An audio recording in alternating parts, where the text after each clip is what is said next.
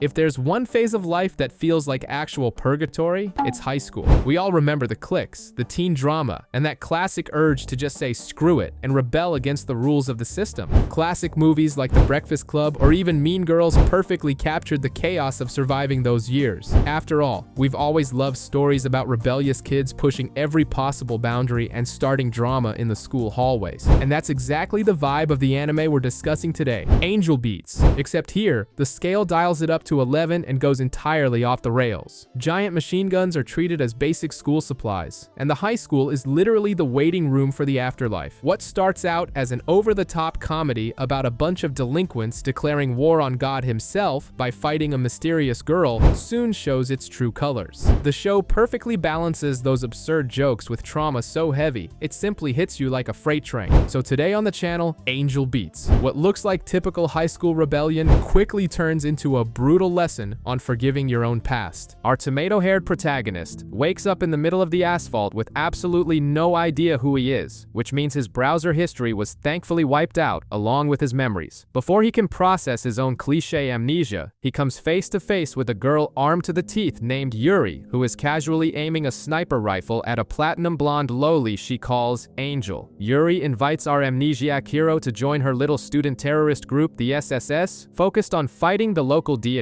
Like anyone with two functioning brain cells, the boy figures Yuri is schizophrenic and decides to ignore the gun-toting maniac to go chat with this angel. The mysterious girl states with the emotional range of a brick wall that they are in the afterlife, and everyone has already kicked the bucket. Calling her bluff, our generic protagonist asks for proof that he can't die again. Angel doesn't think twice. She materializes a blade out of nowhere and stabs him deep in the chest. He wakes up later in an infirmary, in a cold sweat, staring at his own blood-soaked shirt, realizing the platinum loli really did rip him in half. But the rest is short-lived. A purple-haired simp holding a giant halberd enters the room, foaming at the mouth because the rookie dared to disrespect his queen Yuri. Without waiting for an answer, he slices the protagonist 100 times over, turning our boy into human sashimi and effectively killing him another 100 times as a bonus.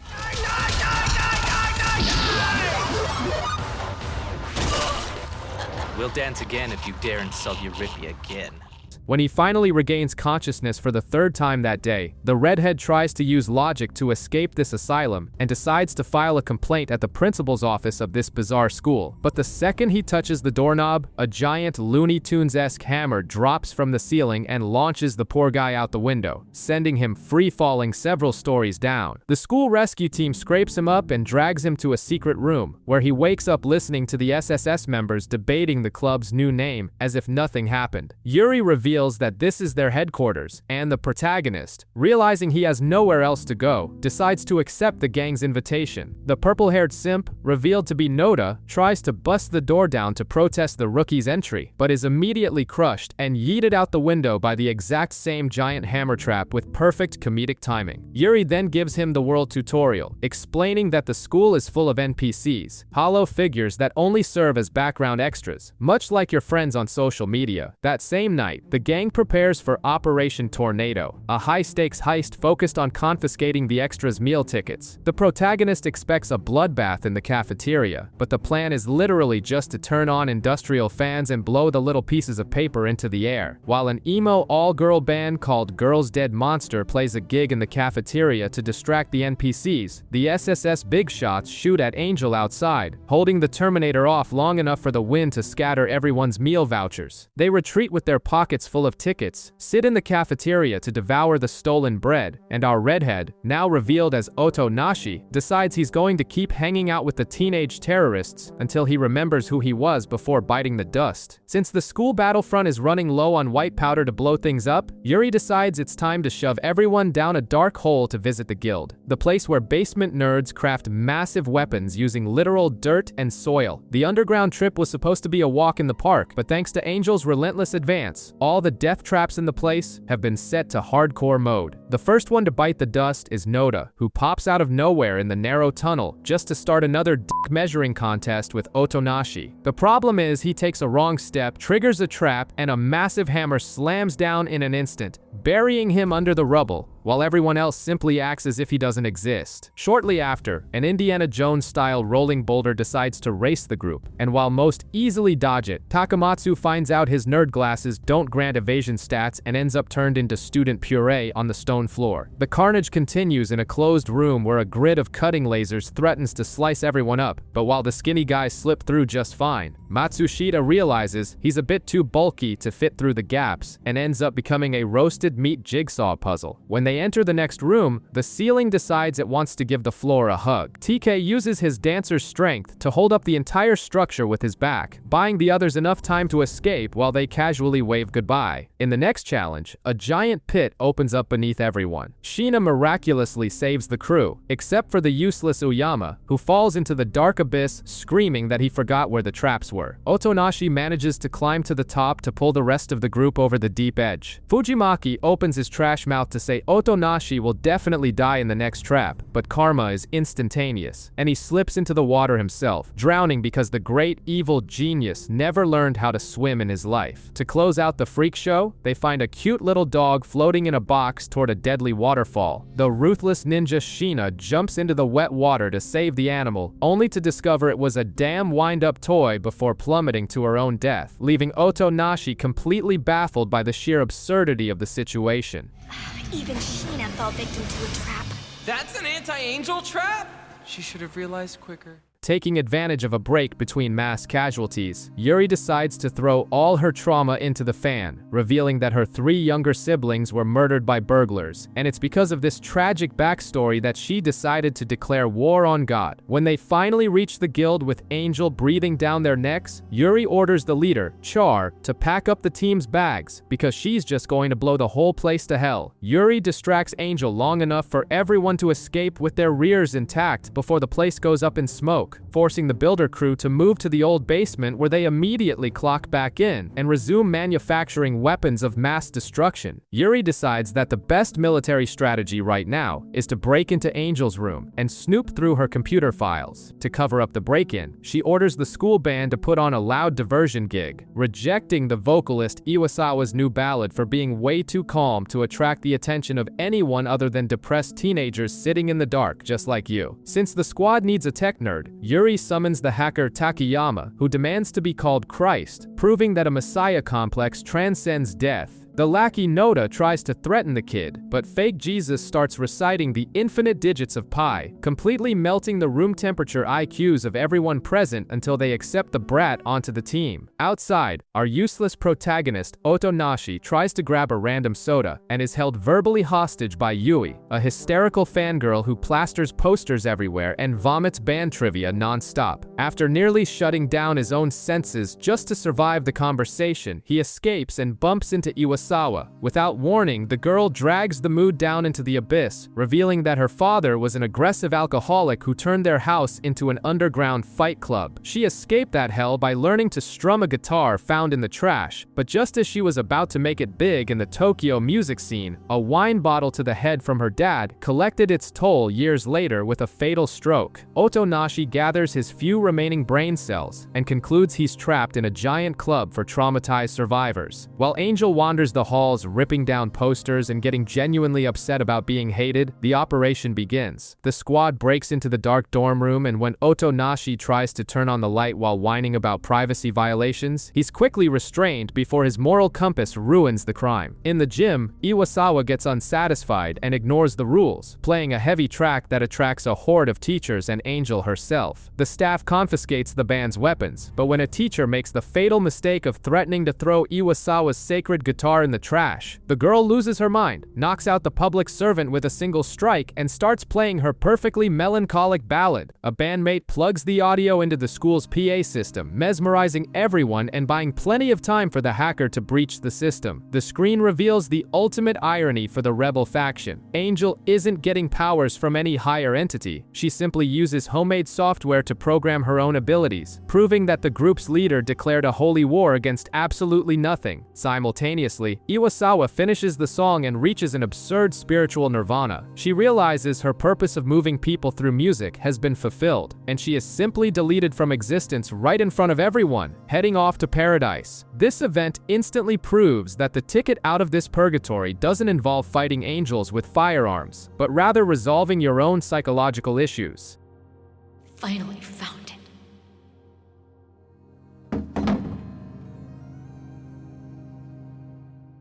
A kid stares at the sky as a baseball flies directly at his face, proving right away that Hinata's childhood trauma always revolved around balls flying at his face. With Iwasawa getting drafted to the big gig in the sky, the strawberry-haired protagonist suggests bringing in the blabbermouth Yui as the band's new vocalist. She auditions by screaming the anime's own opening theme in a generic rock version, but ends the performance by kicking the microphone stand into the ceiling, proving she has the motor coordination of a drunk capybara. The SS members immediately reject the idea and let the band itself do the dirty work of firing her. Meanwhile, the dictator leader Yuri decides the best military tactic to combat the Divine is to enter a baseball tournament. She threatens the team, saying that any group that loses to the NPCs will suffer a punishment worse than death. A hilarious concept considering they're already dead. Hinata starts by recruiting Otonashi and tries to hook the local meatheads, but everyone prefers joining Takamatsu's nerd team. With absolutely zero viable options left,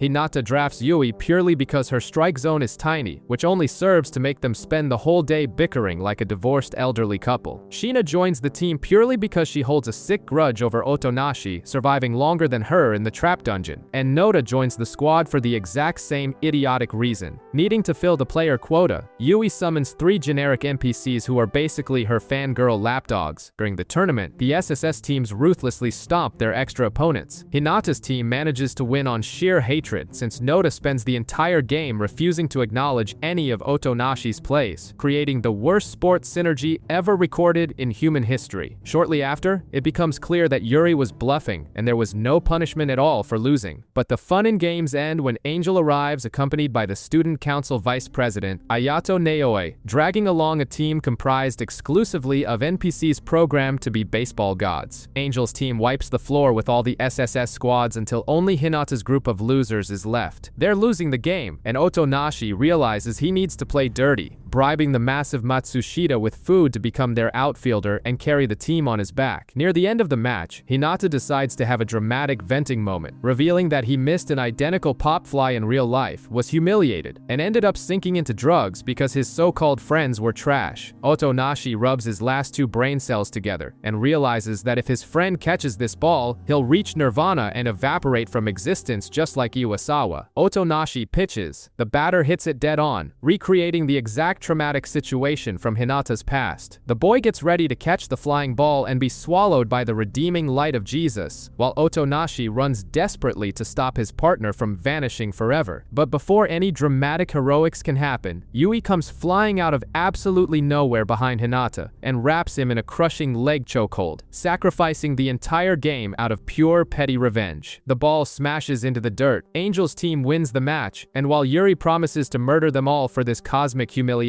Otonashi just smiles, completely relieved that Yui's incalculable stupidity just saved his friend's soul. It's exam season in the student purgatory, and while you spend your time procrastinating, Yuri decides the best way to destroy Angel isn't with firearms, but by sabotaging her report card. Otonashi even pictures a bloodbath worthy of a cheap B-movie, but the leader clarifies that the plan is to forge the girl's answers and traumatize her, just to test if she's human enough to cry over grades at the end of the semester. Just like you. With Noda pulling the gentleman excuse to get out of it, the mission falls to the squad's biggest idiots. On the day of the physics exam, the seating lottery messes everything up. They try to surround Angel, but incompetence prevails, and only the arrogant nerd Takayama manages to sit in front of her. The scheme is simple. Takayama writes grotesque nonsense on 2 answer sheets and swaps them with Angel's while someone makes a scene to distract the class. Except they realize one minor detail. Nobody knows the victim's damn name. Otonashi tries to play spy and leave the room to check the registry, but bumps right into the girl who finally introduces herself as Kanade Tachibana. When the test begins, the circus starts. Hinata tries to get the whole room's attention, but he has the charisma of a doorknob and is entirely ignored. Out of patience, Yuri presses a button that triggers a hidden thruster in the useless guy's chair, launching him with brutal violence straight into the ceiling.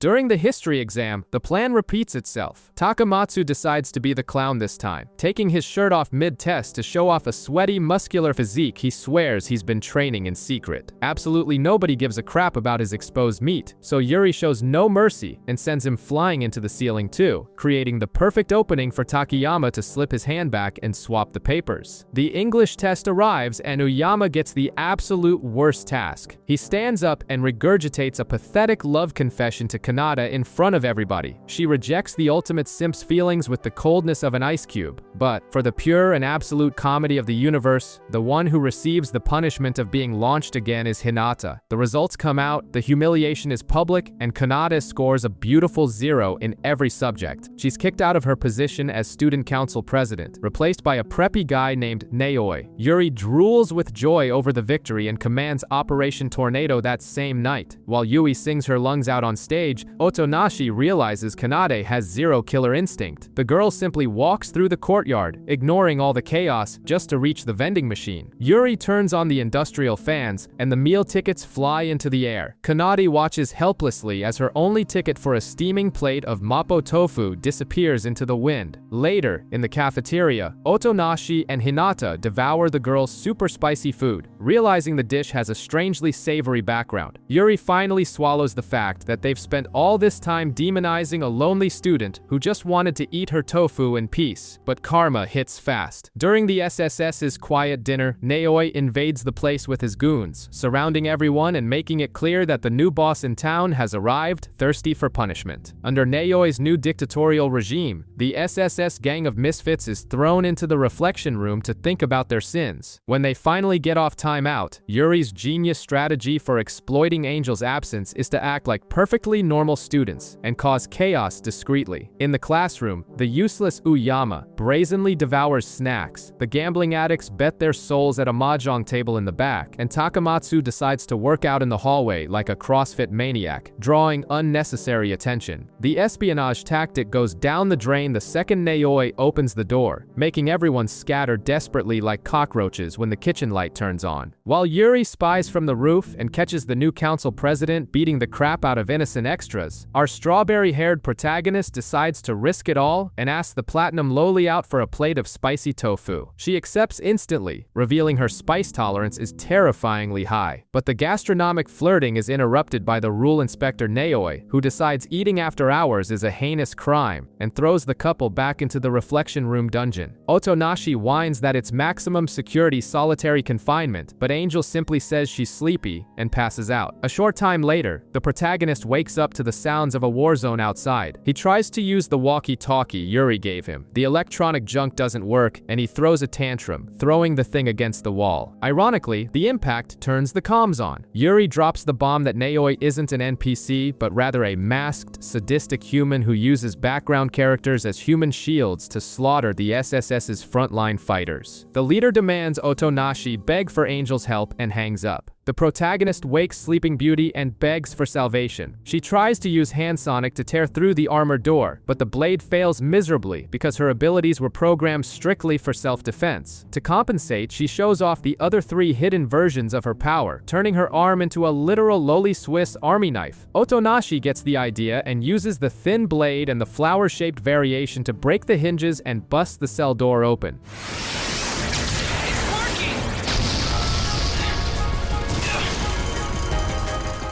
Arriving at the courtyard, Otonashi finds the entire gang laid out on the ground bleeding profusely. Naoi approaches with an inflated ego, proclaiming to be the new god of this world with the cheap excuse that his traumatic past gave him the divine right to rule everything. With the power of evil protagonism, he uses his exclusive hypnosis ability on Yuri to force fake memories into her head and send her to the afterlife. Yuri's mind is one step away from embracing the illusion of her deceased siblings, but Otonashi attacks Naoi from behind with a moral dropkick, breaking the hypnosis and shouting that erasing people with lies is cowardly. We are then dragged into the ceramic dictator's pathetic past. Naoi was a useless kid molding vases, while his twin brother was a prodigy pampered by their father. When the genius died in an accident, the crazy old man forced Naoi to replace the dead brother. He trained until his bones cracked, his father got sick, and his life became an absolute lie seeking impossible approval. Otonashi rejects the kid's existential existential drama and pulls him into a tight, intensive therapy hug, affirming that the kid's life was real because he fought like hell. The protagonist's warm touch unlocks the only true memory where his father genuinely praised Naoi. The great cruel psychopath deep down just wanted a father's approval, crying profusely on Otonashi's shoulder as the sun rises and illuminates the red-haired psychiatrist's newest patient. After almost getting turned into pate by the dictator Naoi, the battlefront goes back to doing absolutely nothing productive. We have Matsushita thinking he's a breakdancer, the useless Takamatsu polishing his glasses to fake intelligence, and Yui trying to use Hinata as a punching bag. When Hinata points out this gang is more like a daycare for weirdos than an army, the newly promoted god Naoi gets offended and decides to hypnotize the poor guy, making him believe he's a pathetic clothespin, leaving him crying on the floor, just like you when you check your bank balance at the end of the month. The useless protagonist interrupts the party to scold them, but Yuri uses the clown show as an excuse to make Naoi invade his mind and force his erased memories back. In a forced therapy session, our amnesiac remembers when he was just a depressed construction worker spending all his hard-earned money buying manga for his sick little sister, who was rotting away in a hospital bed. His life had as much purpose as a fork in soup until winter arrives. Completely ignoring the doctor's warnings, he kidnaps his own dying sister and carries her on his back through the freezing streets to see some cheap Christmas lights. But the girl realizes his human body heat isn't enough, thanks him one last time, and decides to pass away right there on his back. Realizing he's all alone, the protagonist has an absurdly delayed epiphany when he sees a little girl thanking a nurse, deciding his purpose is to help others. He studies like a maniac to get into medical school, only to catch a train that gets into a massive crash, sending our hero to the afterlife before he even takes the entrance exam. Otonashi wakes up from the hypnosis sobbing and discovers he's too weak to move on, choosing to stay with the battlefront. The next day, the school pantry is emptier than Yui's brain, so Yuri announces the glorious Operation Monster Stream, which is really just a bunch of delinquent teens going fishing. On the way, Otonashi spots the platinum Loli Kanade pulling weeds and grabs her by the hand to come play with them. When they reach the river, they meet the master of massive equipment, Saito, who hands out the fishing rods. When Otonashi offers his fishing pole for Kanade to try, she proves she doesn't know how to handle the gear, hooking Hinata and launching Takayama into the sky in a spectacle of absurd humiliation thanks to her passive super strength. Suddenly, the Loli's rod bends at an insane angle, and Saito screams for everyone to evacuate because she hooked the master of the river. Ignoring common sense, Otonashi and the entire crew grab the rod to help pull the wet monster, but Kanade uses her divine strength to launch everyone into the air, revealing a colossal fish that opens its mouth to swallow the gang. To avoid becoming fish food, Kanade activates her new ability, creates a clone of herself, and slices the giant beast into a shower of airborne sashimi.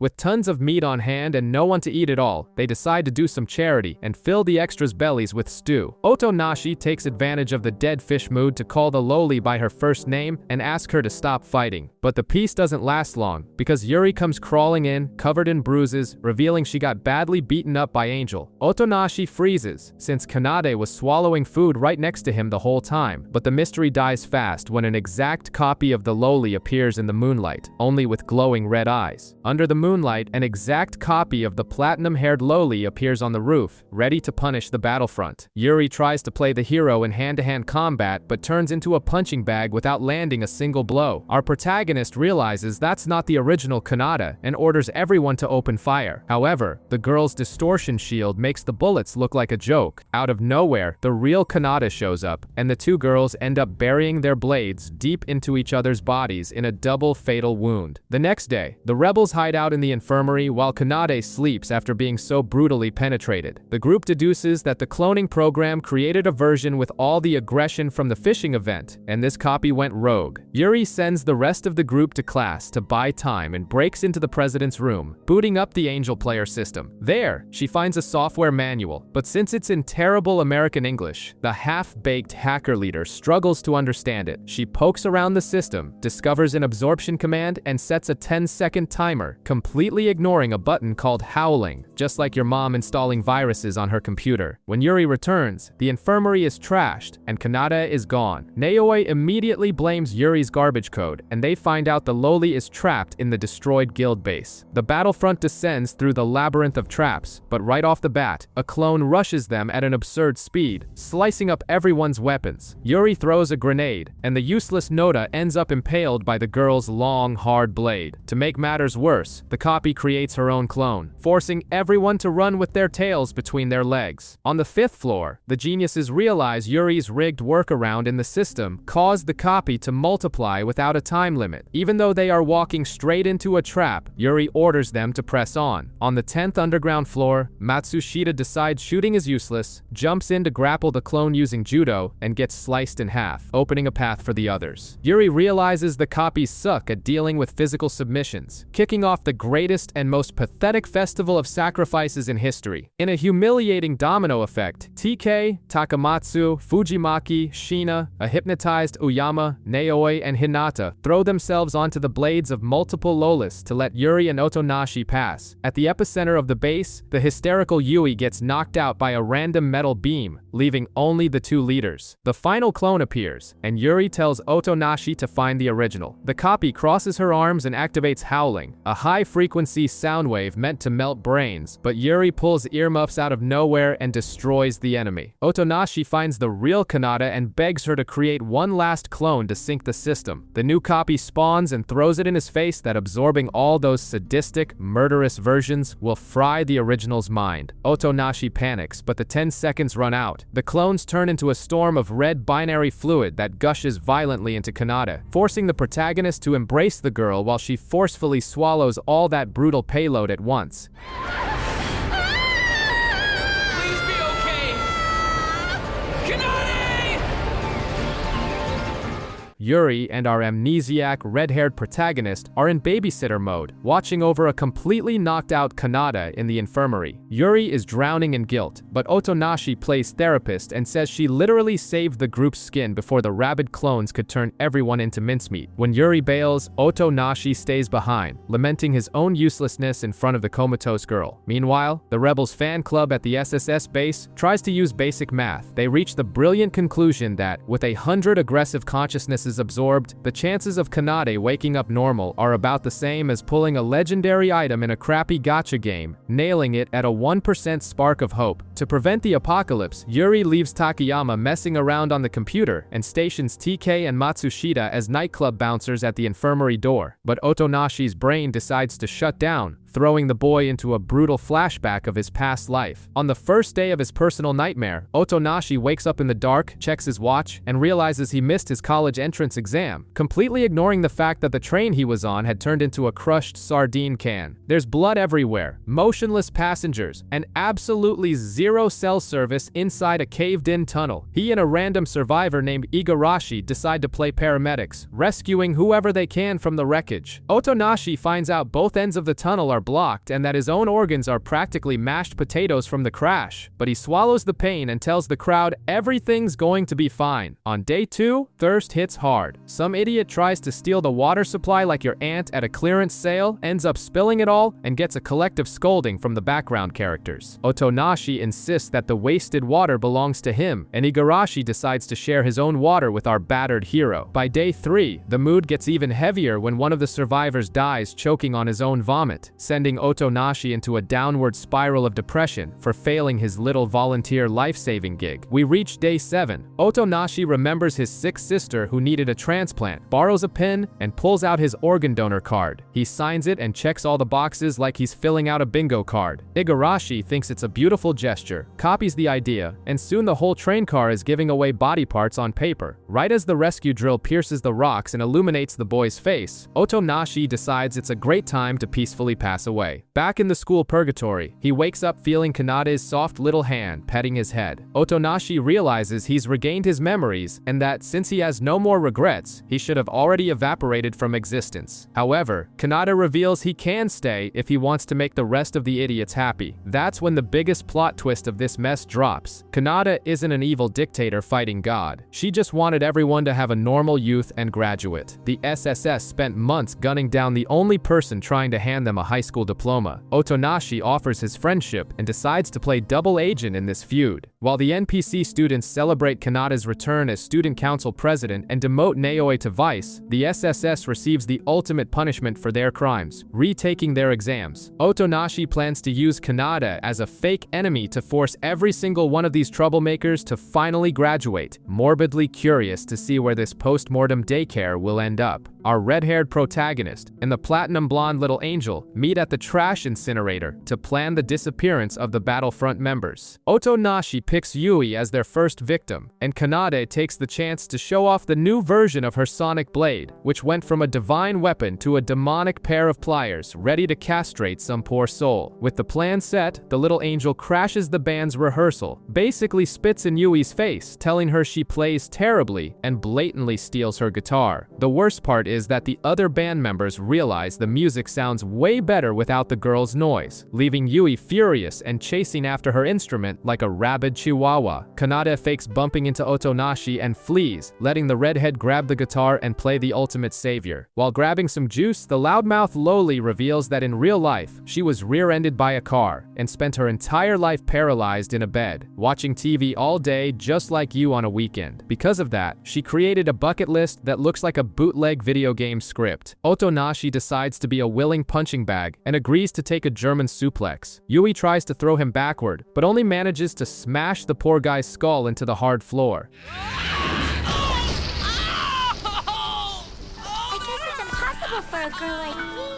They move to the grass to avoid more traumatic brain injuries, and after a lot of stretching lessons so she can arch her back properly, Yui finally chucks the protagonist headfirst into the turf and celebrates while he writhes in agony. The next sport is soccer, and Yui demands a 5-on-1 match. Otonashi forges a letter from Kanade to lure the idiot background characters to the field. When the ball rolls, the game turns into a festival of unprovoked assault worthy of jail time, until Yui takes a shot on goal. Hinata gets ready to block it, but the sniper angel uses her demonic arm like a slingshot from afar, altering the ball's path straight to the back of the net. The last stop is baseball, but the Loli spends days whiffing every swing until she tears the skin off her hands and throws in the towel. She spirals into an existential crisis, admits God was cruel for taking all her happiness away, and drops the bomb, asking the protagonist to marry her. When Otonashi freezes in the face of the girl's despair, Hinata spawns out of nowhere and steps up to the plate. The guy drops a romantic speech straight out of a primetime soap opera, saying he doesn't care about her paralysis. He promises that smashing a baseball into her window would be the perfect fate, just so he'd have an excuse to visit the bedridden girl every day and eventually marry her. The confession hits so hard that Yui sighs in pure joy and simply evaporates from the astral plane with a smile on her face. With the Loli erased from existence, Hinata decides to help Otonashi with his purgatory cleansing scheme, but there's no time to cry, because across the map, Noda panics after stabbing a bizarre black smoke entity in the hallway, and the radio warns Yuri that something much darker just spawned in the school. While walking down the hallway, Otonashi burns his few remaining brain cells trying to decide which traumatized teenager he's going to exorcise from this world next. Along the way, he bumps into Hinata and Naoi, who are busy measuring the size of their egos but surprisingly agree on one thing: they both want to be the protagonist's personal assistants in this compulsory therapy crusade. But before Naoi can go back to bootlicking Otonashi, a living, human-shaped sewage stain rises up behind him. The creature of darkness tries to penetrate Naoi's body and possess his soul, but Otonashi manages to yank the boy away before the worst happens. The slime monster then switches targets and lunges at Hinata, swallowing his pistol rounds like they were gummy bears. Fortunately, the power of friendship and combined physical assault allows Otonashi and Hinata to slice the beast up. Far from there, Yusa gossips everything she saw directly to Yuri, who finally uses her head and realizes the albino magical girl isn't to blame. Treating the tar monster as an unprecedented threat, she orders everyone to walk in pairs like kindergartners and calls Kanade to the principal's office. Mid-meeting, Otonashi and his two lackeys crash the place to get out of patrol duty. Yuri takes the chance and orders Takayama to hack Kanade's computer, since the girl confessed to programming something new recently. When asked what the hell she installed, Kanade answers with utter innocence that she coded a pair of little wings. And why did she do that in the middle of a war? Because Naoi said it would make her look more like an angel, proving proving that simp energy affects even the fabric of reality. The chat is cut short by a shootout outside. Kanade wastes no time, deploys her fresh-out-of-the-box cosmetic wings, and jumps off the building in style. Yuri follows right after, doing parkour off the walls like an agile psychopath, leaving Otonashi behind to make his way down on his own. The trio faces a whole army of shadows, and after a lot of gratuitous violence, manages to wipe the map.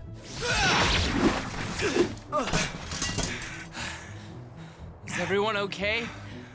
What were those things? Yuri drops her gamer conspiracy theory, saying the world server started puking out invincible monsters to force a game over on whoever's been idling in the lobby too long. The horror vibe gets even worse when Fujimaki shows up crying, warning them that the buff Takamatsu got dragged away. They rush to the crime scene and find only the guy's glasses left on the floor. Soon after, they spot Takamatsu's body wandering around, but his brain has been completely factory reset. The group's bodybuilder has turned into a simple, amnesiac background NPC. Yuri spits out the harsh truth and decrees that their friend is gone, nothing more than dead weight now. That night, Yuri summons a general cult meeting in the gym and drops the bomb on all the extras. She admits Otonashi's mass therapy is the only way to escape becoming Shadow Chow. The protagonist steps up to the podium to preach salvation, receiving unconditional support from Hinata and Naoi. Seeing the group hesitate, Yuri drops a massive collective "screw you," stating she does whatever she wants and isn't anyone's babysitter to keep protecting them forever. Outside, Yuri shocks Otonashi's squad by outright admitting that Kanade is just a normal human girl, leaving the protagonist looking like a fool for labeling the poor girl an angel all this time. Yuri leaves the mess in the albino's hands and sets off to play lone detective, securing one last emotional moment with Hinata. While shadows start popping up everywhere again, the squad members hide in their little depression corners. Noda drools over a photo of Yuri. TK spends his time moonwalking in the dark, under the moonlight, and the rest lament their existence holding guitars or hugging teddy bears. Completely ignoring the teen drama, Yuri arms herself to the teeth. She deduces some anti-social hacker is using the Angel player on stolen luxury school computers to screw with the NPC code. Reaching the library, she ignores a grumpy geriatric janitor, finds a suspiciously camouflaged trapdoor on the floor, and climbs down the hole, quickly realizing this macabre rat hole leads straight back to the old guild. With Kanade flying through the skies to clash with the shadows, Otonashi, Hinata, and Naoi try to organize the mess at headquarters. Naoi keeps stroking his own ego and bickering with Hinata until Otonashi tells them both to shut up, because they need to rally the rest of the crew while the little angel cleans up the garbage outside. Meanwhile, the band girl's dead monster finally realizes their time is up. The girls thank Otonashi for making his suicide mission work, promise to start a new band in the afterlife's afterlife, and simply vanish from the map like a canceled Netflix subscription, taking a bunch of extras with them.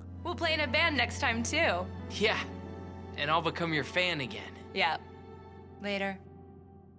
But the emotional moment lasts exactly 3 seconds before a shadow tries to swallow Otonashi from behind. When the trio rushes outside, they realize the place has turned into an anthill of monsters due to the excess of NPCs. A group of shadows charges at them, but Noda appears out of nowhere to slice them up, making it very clear he's only there for Yuri, and acting like the biggest tsundere simp in history. Uyama also shows up holding a massive sniper rifle, despite having the hand-eye coordination of a potato, promising to do his best. Fujimaki and TK join the fray, and suddenly an unknown student starts obliterating shadows from afar. To everyone's shock, it's Matsushita, who went on a starvation diet so absurd that he melted off all his fat and turned into a jacked fitness influencer. While the main force plays Fruit Ninja with monsters on the surface, Yuri acts as the lone explorer on the second basement floor of the guild, shooting shadows sprouting from the walls. She goes down 5 more floors, running on fumes for ammo, and bumps into Char. The crazy guy simply announces the guild is finished, tosses a heavy-ass rifle into her hands, and fades from existence. Arriving at the old base, Yuri takes a second to breathe and regrets not playing nice with Kanade earlier. But since she's still too busy holding a grudge against the Almighty, she ends up completely blinded by her own rage and doesn't notice a giant shadow creeping up on her until she gets swallowed whole. Out of nowhere, Yuri wakes up sitting in a perfectly normal classroom, surrounded by students in ties. A background character named Hitomi tries tries to stir up drama, but Yuri flips on her rebel protagonist mode and unleashes a depressing monologue at the teacher about how she refuses to live a fake borrowed life. The whole classroom disappears the next moment, leaving the leader drowning in an ocean of black slime until she hears Otonashi's voice calling from the deep. She opens her eyes and comes face to face with Otonashi, Hinata, Nayoi, and Kanade, who sensed her despair and rushed to save the day. Yuri does a quick outfit adjustment after the sticky shadow ordeal, and the group advances to the 20th underground floor. Down there, they run into a monstrous army in military formation defending the passage. Otonashi panics, thinking he doesn't pack enough heat to deal with that, but Kanade simply takes point and unleashes a massive explosion, obliterating the entire horde with the force of a tactical nuke and leaving Nayoi completely terrified by the girl's brutality. They run a bit further and bump into another battalion. Otonashi tells everyone to hold the line so Yuri can penetrate the enemy defenses alone. She kicks down the door to the second computer room and enters the true matrix of purgatory, a place crammed with cables, servers, and the Angel player system running wild. A boy-faced NPC appears out of nowhere to dump the final lore. He reveals the software allows you to alter absolutely everything in this world. According to the brat, the original programmer made the amateur mistake of falling in love in a world built only for passing souls. To avoid bugging out the entire system with this useless feeling of love, the guy turned himself into an NPC and coded the world to lobotomize anyone else who tried to love, creating the Shadow Factory. The AI boy turns to Yuri and offers her admin privileges, saying she can become the goddess of this world if she wants, but Yuri instantly refuses. She doesn't want to become the very thing she swore to destroy, stating she's only there to protect the people who put up with her bullshit. Yuri draws her guns and unloads her rage, pumping heavy lead into every monitor, server, and even the holographic kid himself, ruthlessly destroying the entire room.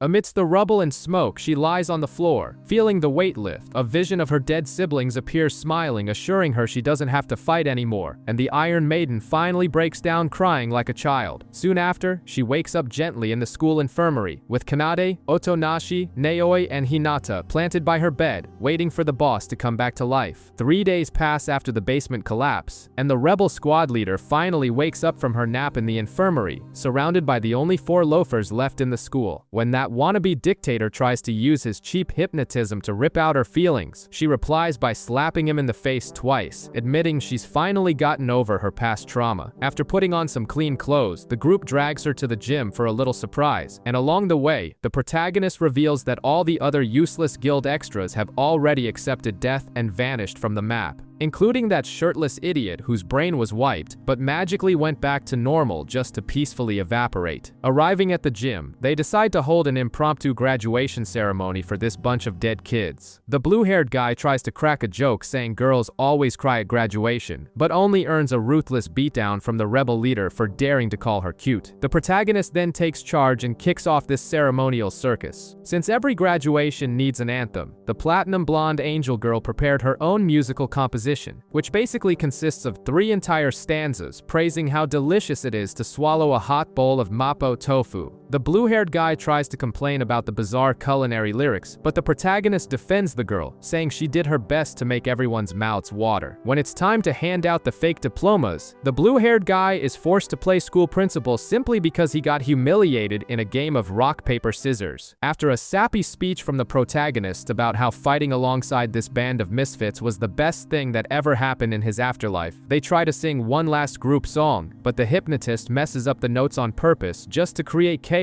with the fake principal before absolute silence takes over the gym. And then the sob fest begins. The hypnotist tries to turn his back and play the insensitive tough guy, but sheds tears like a newborn baby, thanking the protagonist for saving his broken heart before disappearing forever. The rebel leader says no one is going to cry, but turns to the angel girl and begs for forgiveness for not spending more time playing and bonding with her. She gives the angel a bone-crushing hug, waves to the boys, and also evaporates into the air like smoke. With only the love triangle left, the blue-haired guy decides to be the greatest wingman in history and announces he's vanishing first to not third-wheel the little couple. The protagonist asks him to give the pink-haired girl a big hug in the great beyond. They slap an epic high-five, and the blue-haired guy bails from existence without looking back. Later, bud. Peace out. With the lovebirds finally alone, the protagonist leads the girl to the school steps and makes the most selfish request possible. He wants her to stay trapped in purgatory with him forever, serving as a guide for other lost souls. And to seal this toxic contract, he drops a resounding "I love you." But the angel girl stays silent and reveals the final plot twist of this whole mess. If she says thank you or says she loves him back, she'll disappear. She explains that the only reason she ended up in this world was because when the protagonist died packed in that tunnel, she was the patient who received his transplanted heart. She literally spent her whole life feeling his warm organ beating deep inside her and desperately needed to find the donor to say thank you. That's why the first time she plunged a blade into his chest right after they met, he had no heart, and he only regained his memories in her lap because he was listening to his own heart beating in the girl's ribcage. She begs him to repeat the words, and although he hesitates, terrified of ending up alone just like you, he grabs the girl and starts vomiting "I love yous" non-stop. She whispers her thanks for everything and in the blink of an eye, evaporates from his arms. The protagonist collapses on the ground, screaming her name in a pathetic, desperate cry over losing his only chance at happiness, before finally passing on to the other side too, leaving the school empty for eternity. In the world of the living, a silver-haired girl leans against a pole humming the final song of a certain dead rocker. A red-haired boy walks past her, instantly recognizes the melody, and runs to tap the girl on the shoulder, proving that not even death can stop these two idiots from finding each other again. The end.